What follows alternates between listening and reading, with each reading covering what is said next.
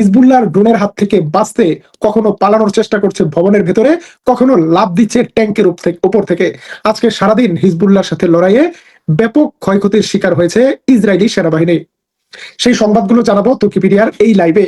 অন্যদিকে ইসরায়েলের বিমান বাহিনী বিমান হামলা চালিয়ে লেবাননে 18 জন নাগরিককে হত্যা করেছে। মার্কিন যুক্তরাষ্ট্রের সাথে যখন একটি আলোচনা চলছে আমেরিকার, তখন ইসরায়েল কোনো ধরনের আলোচনা চায় না, ইসরায়েল দীর্ঘমেয়াদী চুক্তি চায় না। ইসরায়েল কি চায় সেটাও বলবো এই লাইভে। কে কোথা থেকে আমাদের লাইভ দেখছেন কমেন্টে জানাতে পারেন। আসাম থেকে দেখছেন গুলজার হুসাইন, যশোর থেকে সাজু মল্লিক, সবাইকে স্বাগত জানাচ্ছি। প্রথমেই দেখাতে চাই আজকের হিজবুল্লাহর কয়েকটি অ্যাকশনের ভিডিও।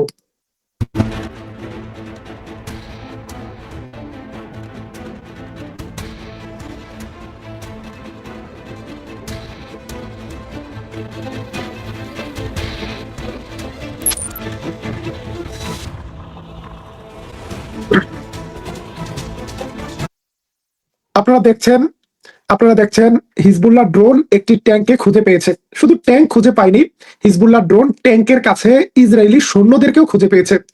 এবং হিজবুল্লাহ ড্রোনকে দেখতে পেয়ে সৈন্যরা কিভাবে প্রাণের ভয়ে দৌড়াচ্ছে দেখবেন।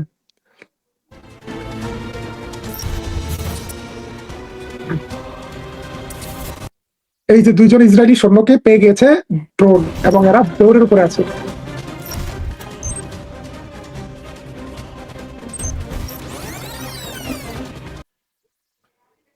হিজবুল্লাহ তাদের অ্যাকশন ঘটিয়ে ফেলেছে এবং ইসরায়েল স্বীকার করেছে তাদের অন্তত 3 জন সেনা গুরুতর আহত হয়েছে।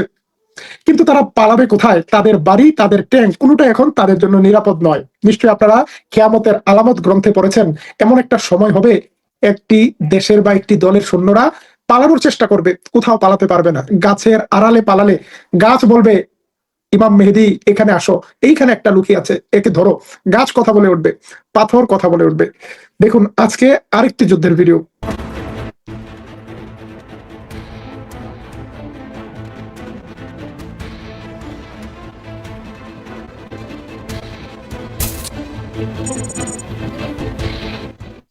এখানে পাহাড়ের উপরে একটি ইসরায়েলি ট্যাঙ্ক খুঁজে পেয়েছে হিজবুল্লাহর ড্রোন, কিন্তু ট্যাঙ্কের ভেতরে থাকা ইসরায়েলি সেনা ড্রোন দেখতে পেয়ে ট্যাঙ্কের ভেতরেও আর নিজেকে নিরাপদ ভাবেনি, ট্যাঙ্কের ভেতর থেকেই জাম দিয়েছে।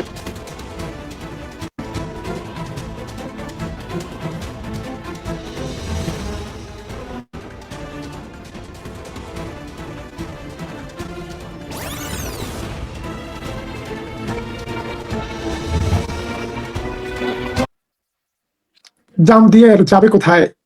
অনেক আগে একটা বাংলা সিনেমার নাম শুনছিলাম, পালাবি কোথায়? পালানোর তো কোনো জায়গা নেই, ড্রোন চলে এসেছে ঘরের দরজায়, পালিয়ে কোথায় যাবে? এ কারণে লেবানন ফ্রন্টে ব্যাপক আক্রমণের শিকার হচ্ছে দখলদার বাহিনী। কল্পনা করেনি লেবাননের মধ্যে লড়াইরত এই সেনারা শুধুই কি এফপিভি ড্রোন দিয়ে লড়াই করছে? না, তারা মাটির উপরেও লড়াই করছে। গত কয়েকদিন বিভিন্ন টানেল থেকে যুদ্ধ করলেও এবার লেবানিজ সৈনিকরা উঠে এসেছে মাটির উপরে ফেস টু ফেস লড়াইয়ে।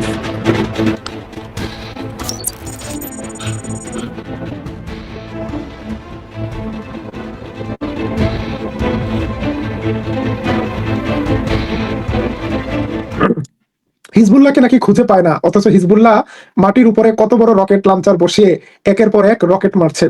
একটু পরেই দেখবেন হিজবুল্লাহর রকেট কিভাবে অ্যাটাক চালায় ইসরায়েলের ভেতরে। এই যে একের পর এক রকেট ছোড়া শুরু হয়েছে।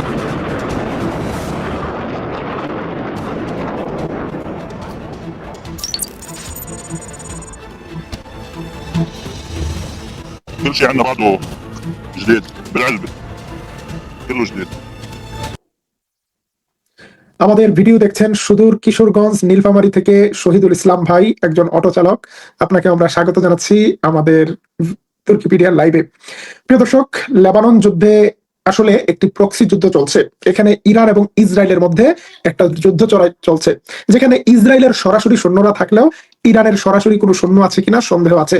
তবে ইরানের মিলিটারি অফিসারদের পরিকল্পনায় লেবাননের এই যুদ্ধে বড় ধরনের মার খাচ্ছে ইসরায়েল, যে কারণে ইসরায়েল, আমেরিকা এবং ইরানের মধ্যে কোনো ধরনের চুক্তি চায় না। কোনো ধরনের দীর্ঘমেয়াদী চুক্তির বিরোধী ইসরায়েলের প্রধানমন্ত্রী নেতানিয়াহু। আজকে নতুন করে সংবাদ এসেছে, নেতানিয়াহু বলছে তারা ইরানের সাথে যে কোনো ধরনের দীর্ঘমেয়াদী চুক্তির বিরোধী। শুধু তাই নয়, ইরানের জ্বালানি অবকাঠামোগুলোতে বড় ধরনের হামলা করতে চায় ইসরায়েল। ইসরায়েলের হাত যেন নিষ্পিস করছে, কখন আরেকটা যুদ্ধ হবে, কখন আরেকবার ইরানের বিরুদ্ধে হামলা করবে। ইসরায়েলি মিডিয়া বলছে তারা টার্গেট রেডি করে রেখেছে, তারা তালিকা করে রেখেছে ইরানের কোথায় কোথায় তারা হামলা করতে চায়। ইরানের পারমাণবিক কর্মসূচিকে তারা গুড়িয়ে না দেওয়া পর্যন্ত কোনো চুক্তি যথেষ্ট নয় বলে মনে করেন ইসরায়েলের প্রধানমন্ত্রী নেতানিয়াহু।